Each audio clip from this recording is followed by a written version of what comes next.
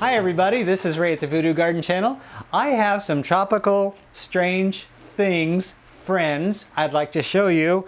And I don't know, I have nothing else to say except for let's take a look at what I have growing upstairs today. Let's start out with the tiniest of the tiny of my new friends on the upstairs grow room. This little itty bitty thing in a little itty bitty cup is called strawberry spinach. Yes, you heard me right, strawberry spinach. Apparently it's a type of plant where the leaves taste like spinach and it puts out a stalk with some fruit on top that's kind of sweet. This is absolutely strange, and so you know it's going to have a home in the Voodoo Garden. I have to try growing this. I just have to. If you want to see what a full-grown plant looks like or read up on it, go to Google and type in strawberry spinach. Yep. That's what it is. If it puts out seeds, I'm going to try and save those and keep growing it and maybe collect enough seeds to give out. I don't know how this is going to do upstairs, but I'll give you a promise. I'm going to give it. This unremarkable little seedling is called a black pearl pepper. What a black pearl pepper does is the leaves come out green and then they turn black until finally the whole plant is growing black. It is really strange, and of course, if it's strange, I'm growing it. But the plant will be black as it grows. Black stem, black leaves, black everything. And then for fruit, yep, you guessed it. It puts out black fruit. Black round peppers that look like black pearls. And they are spicy. It's an ornamental pepper, but you can eat it. But be careful, it's going to be hot. Black pearl pepper. A friend sent me the seeds, wanted me to give it a try growing. And I planted a few seeds and 3 of them came up in one little hole, so they're very fertile. I'm going to grow this to see how big I can get it indoors during the growing season in the grow room and see if I can harvest some seeds and maybe offer this to my friends out in YouTube. I have twins. These are called vine peaches. I don't know much about vine peaches. All I know is they sprouted really well and they're going to be growing inside. I know it's a vine. I know it's some kind of maybe a cucumber type fruit. I'm going to give it a go and see if I can grow this indoors because I don't believe I have enough growing season outside to grow it. So up in the Voodoo Garden it goes, and I'm going to see if I can get some fruit off of this thing. Next up in the roster is Hedgehog cucumbers. And just like their name, they're going to be cucumbers with spines all over the place. And anything that's pointy and sharp, no doubt I'm going to end up poking myself on. So whoever sent me these seeds, thank you very much. I'm going to end up hurting myself on this plant. I promise you, I promise you. But it's a very interesting looking plant and it grows beautifully. So up in the grow room it goes. Oops, I think somebody's here. Last of the tiny plants. It's a tomato, yes, and I do grow a lot of tomatoes, but this is unusual. This is called a striped cavern tomato. And I think I'm going to like this. That's why I decided to plant one more tomato plant this year, but I'm going to grow this inside because I'm only growing it because I want seeds to grow even more because I have a feeling I'm going to love this plant. It is a tomato that is hollow. It's totally hollow. There's no goo inside, and you know me, I hate tomato goo. That is just nasty, horrible stuff. It's good for sauces, not good for eating, but this is all outer tomato, and that's my favorite part, so how could I not want to grow this? I'm going to grow 2 in a pot here. I'm going to keep them pruned back and grow them indoors, and I have the lights to do it, so you're going to see this thing grow up, flower, and set fruit upstairs in the Voodoo Garden grow room this season. This is a Jacaranda, and I grew this from seed. I've been showing you the progress, and I'm going to continue to show you the progress because I am extremely impressed with this plant. It's delicate. It looks like a fern. It went from a little cup to a bigger container to this container. The next container is going to be the big 16-inch because this is a keeper. This is absolutely beautiful. Don't know what's going to come of it. I know it's going to get too tall for this room, but not today. Isn't it beautiful? Thank you. Whoever sent me the seeds for this, thank you so much. This thing really makes my day. Every morning I come in, take a look at this thing. Of course, it always needs a drink. This thing is thirstier than an alcoholic, but I don't mind. I just love looking at this thing, and it seems to love it up here in the hot, steamy, tropical grow room of the Voodoo Garden. This is a Jujube.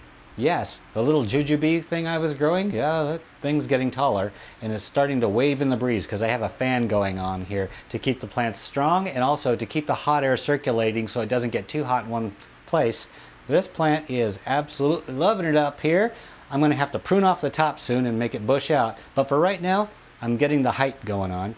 And the branches, what they've been doing towards the bottom is swooping down, kind of like an evergreen. And I like that effect. I really do like that. It's a beautiful plant.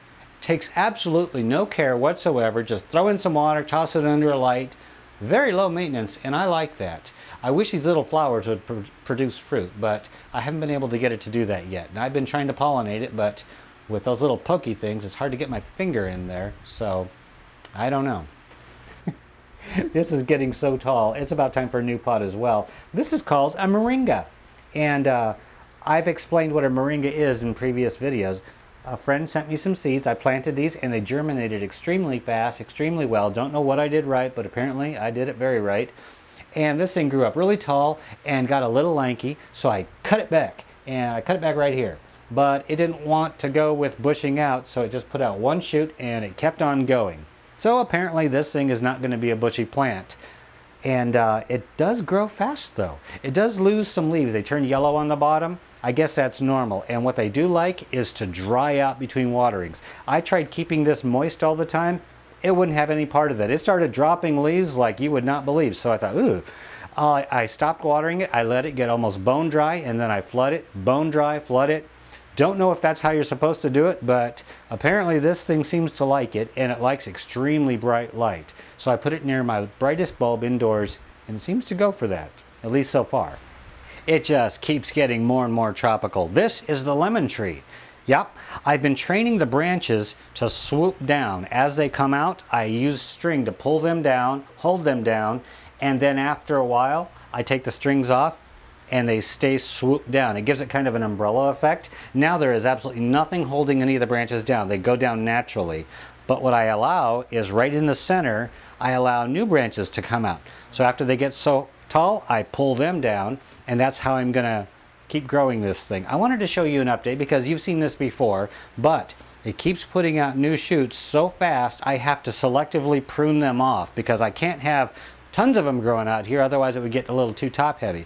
So I only let the strongest ones come out, and then as soon as they get about maybe a foot tall, I slowly bend them over and let them grow out. Otherwise it would just go like this and then just start waving all over the place.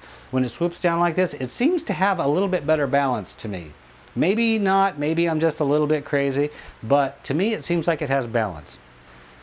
This big boy is a scorpion pepper. When you're getting leaves this big, it's because you're giving your plant a lot of nitrogen and a lot of light.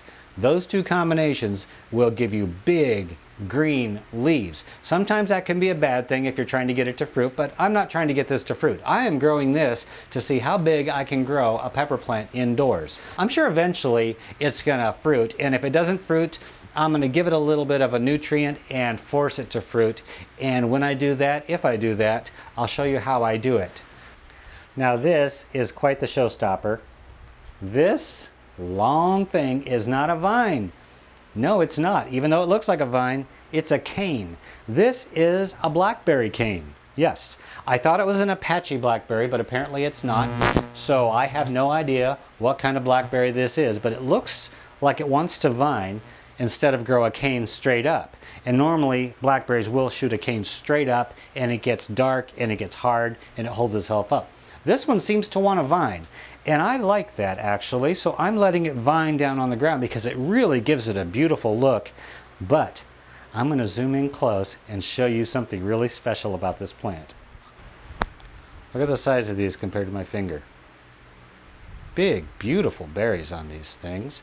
Of course, there's another one back here that's just starting out, but take a look at this.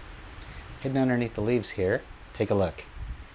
That thing is huge. It is a big honkin', I said honkin', big honkin' blackberry.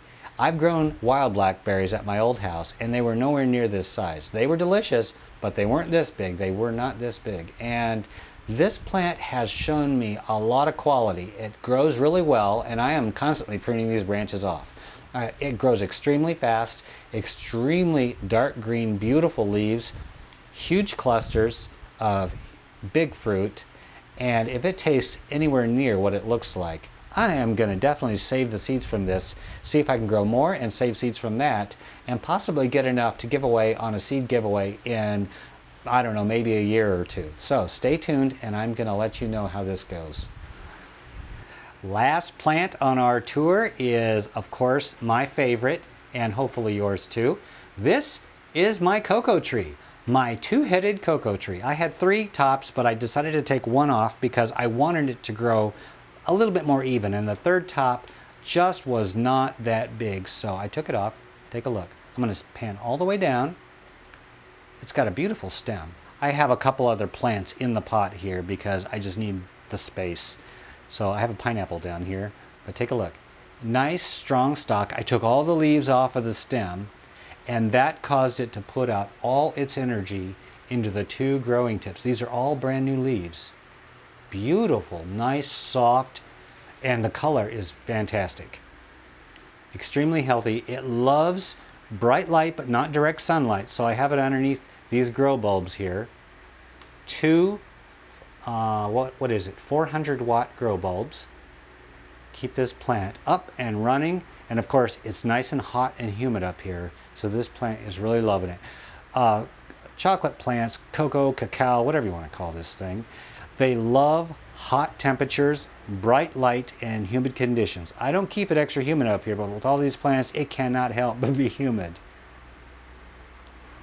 So what do you think of my friends? I think they're doing pretty good, and with the heat coming on, it gets to be around 100 degrees up here in midday, even with the fans on. But since a lot of this stuff is tropical, it seems to like it quite a bit. I don't like it. I stay downstairs. There's no way I'm coming up here during the day, so these plants are pretty much on their own to do whatever they want to do. I think that pretty much does it for our tour on the Voodoo Garden Tropical Update upstairs in the grow room. This is Ray at the Voodoo Garden channel. Thanks for joining me. I really do appreciate it. I am out of here.